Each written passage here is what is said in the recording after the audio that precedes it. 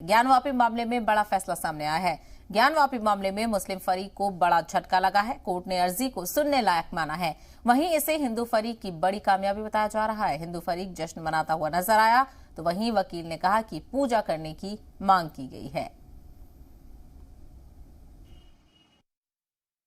इस आदेश का पुरजोर शब्दों में न्यायालय को धन्यवाद देते हैं, स्वागत करते हैं कि एक अच्छा आदेश है, एक अच्छा निर्णय है और इससे जो हिंदू धर्मावलंबी हैं, जो बाबा के भक्त हैं, उनको न्याय मिलेगा, वहां पूजा का अधिकार उनको मिलेगा और जो चीजें स्वामित्व का विवाद है वो तय होगा। जी, तो ये बताइए कि आगे अब ये सीधे जारी रहेगी।